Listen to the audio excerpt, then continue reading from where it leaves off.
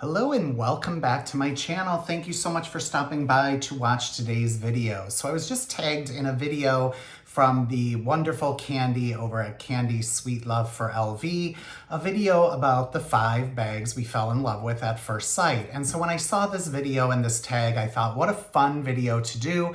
So that's what I am doing today. I'm not going to go into these bags in detail. I've done videos on all these bags, so I will try to remember to link those videos below. If you're interested in any of the 5 bags you see today and want a much deeper dive into these bags, check out that video. I will also link Candy's video below and tag a few people I would love to see do this video. So as I said, I'm not going to talk about each bag in detail, but rather I'm going to talk about why I fell in love with them, how I fell in love with them, how I got them.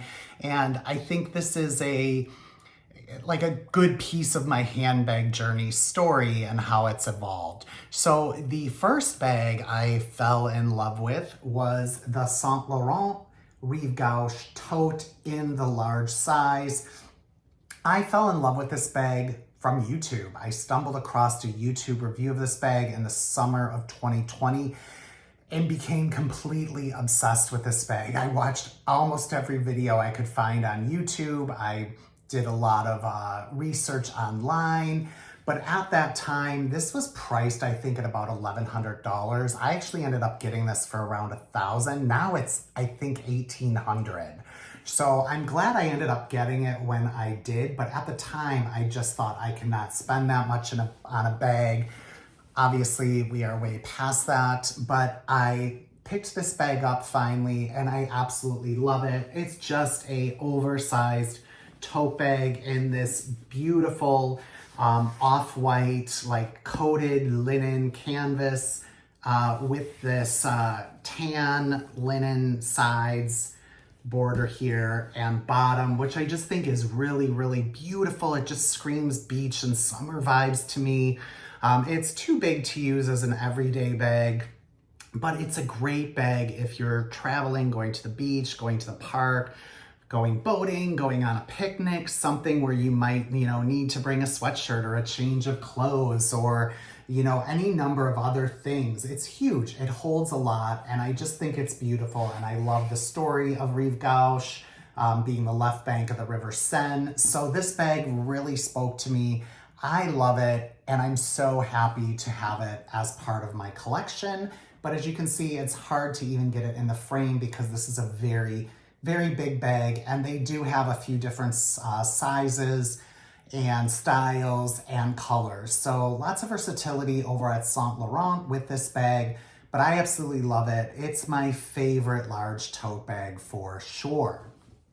The next bag I fell in love with instantly was the Belmont B-Buzz 22. I think it's 22 centimeters here. I stumbled upon this kind of oddly. I was at a barbecue for Labor Day in 2021, and I had brought this bag to that barbecue with me, and a woman I know asked if I'd ever heard of Balmain. I said no. She told me about the great documentary on Netflix called Wonder Boy about their creative director, and it was fascinating. And so of course, I went to the website, went to handbags, saw this, and I don't know why. I think this is so cute and beautiful and fun, and I had to have it. It is just a nice little top handle bag. It comes with a shoulder strap.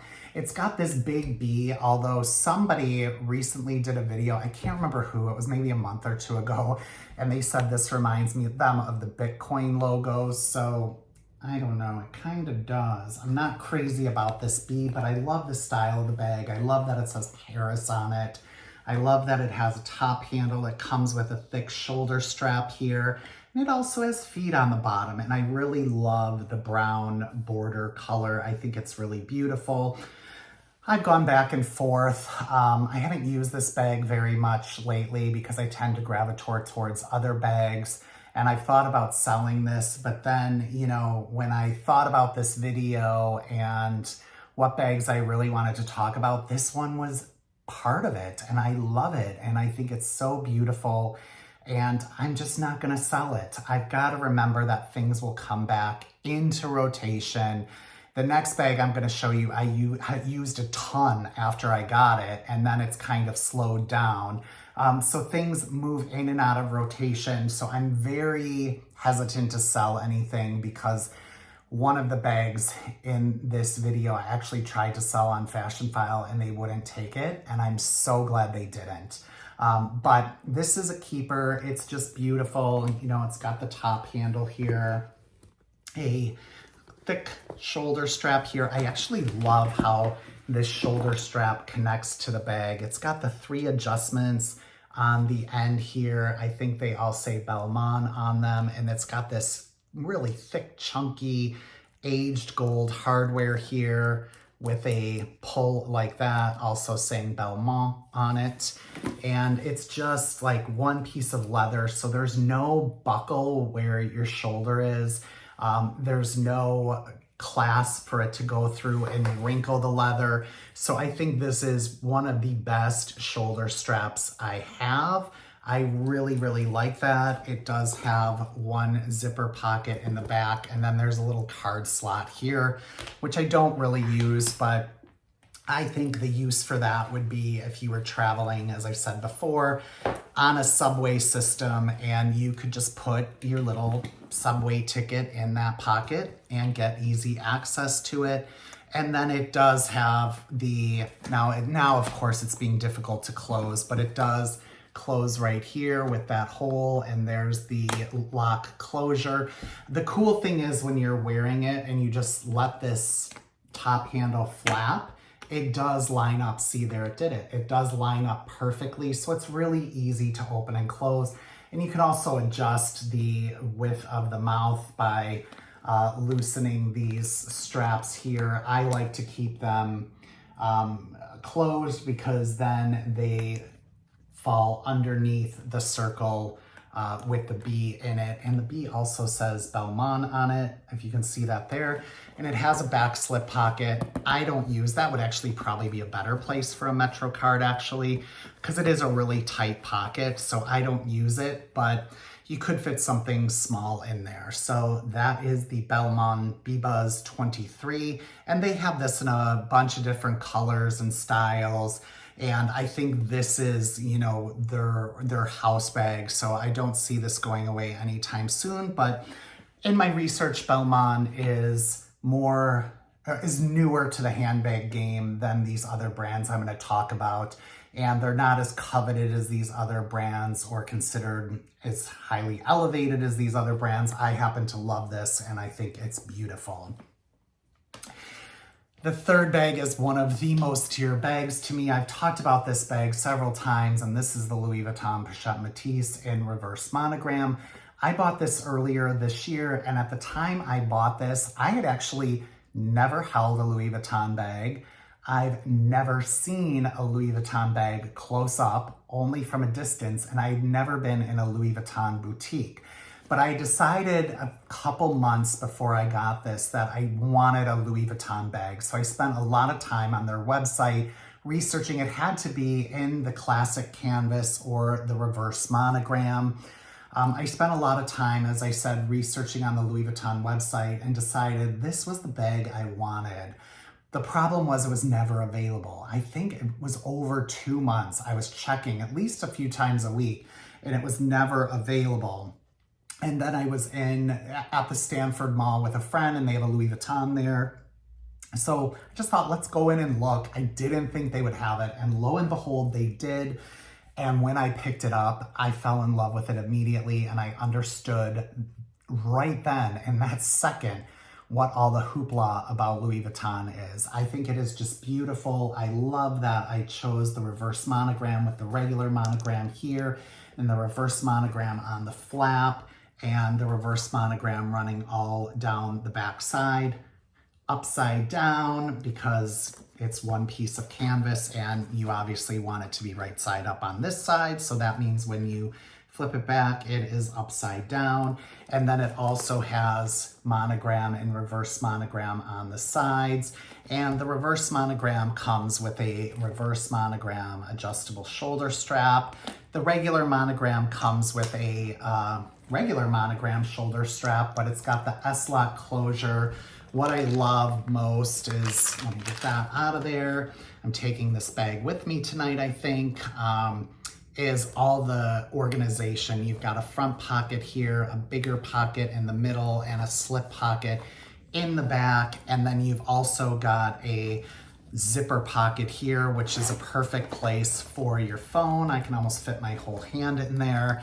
This is just one of my favorite everyday bags. I absolutely love it. It is a little hard to close when it's empty, but it's a beautiful bag. It is a great, great everyday bag. It makes, sorry, I'm having difficulty speaking today. I'm really tired. But it has the black leather, the black treated leather here on the sides there as well. So it doesn't have the vachetta leather, so it's really, really worry-free. I don't baby my vachetta. I will use it. It's part of the character in my opinion, but if you're looking for a really worry-free bag, this is the one to get. So I got it immediately, and that really kicked off my whole Louis Vuitton love affair, I guess we could say. The next bag I want to talk about is very similar. These are very similar bags. The Louis Vuitton is a little bit bigger. They're essentially the same length, but you can see the Louis Vuitton is a little bit bigger.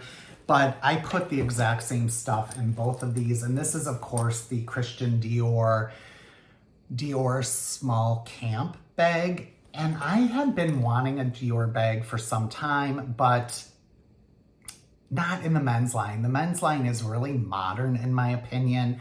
And I'm starting to warm up to it actually, but at the time I didn't want anything from the men's line. The women's line stuff is amazing. Like if I was a woman, I don't get the Chanel or Hermes hoopla. Well, I get it, but I don't get why those two brands are seemingly more popular than Dior, because to me, Dior bags are like artwork. But I was waiting for something in the women's line that I felt was not too feminine for me to use.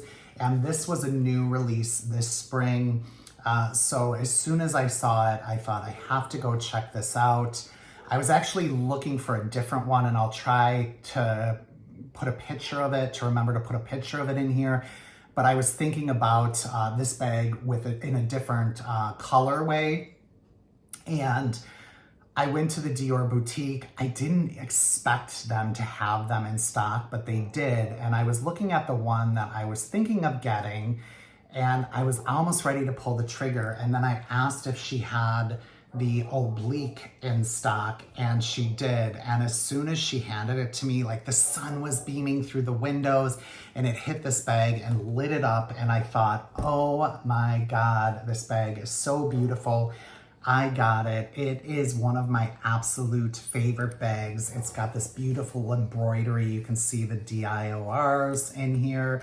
And of course it says Christian Dior Paris. It's got this beautiful champagne gold hardware. It comes with an adjustable shoulder strap. It is a short strap. I'm 6 foot tall, and when I wear this bag on my shoulder, it comes down to my wrist. So really good length for me. Shoulder bag, not crossbody. Can't do crossbody, but I never do crossbody anyway. But it's just a beautiful bag. It's got this lovely, lovely fabric, and I'm so happy with this purchase. These buckles are easy to get into. Inside, it's just a big, it's just one big space. There's no pockets or anything inside, but I actually got this organizer here for the Pochette Metis. I didn't like it in the Pochette Metis because it is thick. This organizer is thick, so I felt it kind of took the clean lines away and made it poofier, and I didn't want that, but it works perfectly in here. So it gives me like a slip pocket back here. Then there's another slip pocket here where I put my phone. Then it creates a main compartment here for stuff. And you can even put something between these two, and then this front one. So this organizer is the best organizer for this bag because it really helps keep things organized. but I just think it is a beautiful, beautiful bag. It is absolutely one of my favorites, and I am so happy I have it as part of my collection. And I learned a lesson on my recent Chicago trip. I decided just to bring one bag, and the whole time I was really wishing I had brought this with me. So I don't care where I'm going, this bag will be coming with me every single time. It is really a great, great shoulder, everyday bag. So this is the Dior Small Camp. The last one I have for you, and I featured this a lot on my channel lately, and this is the one I tried to sell the Fashion File and they wouldn't take. Thank God. This is the Louis Vuitton, of course, Clooney bag. I went into Louis Vuitton, it was probably in March, towards the end of March, maybe early April, to look at the Speedy. And so I looked at the 25 and the 30, and I decided, no, the Speedy isn't for me. I have that now, but it took me 6 months to make the decision to get that bag, which I'll talk about in a video later this month.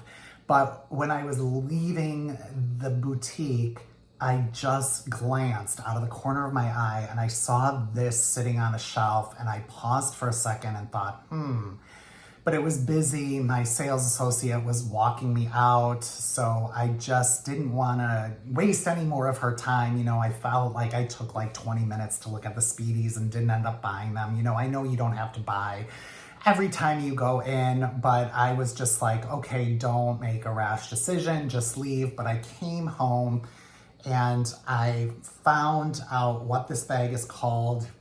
I watched the few videos that there are of this bag on YouTube, and I went back the next day to look at it, and I ended up getting it. I don't know why I was thinking of selling it, and this goes back to this Balmain.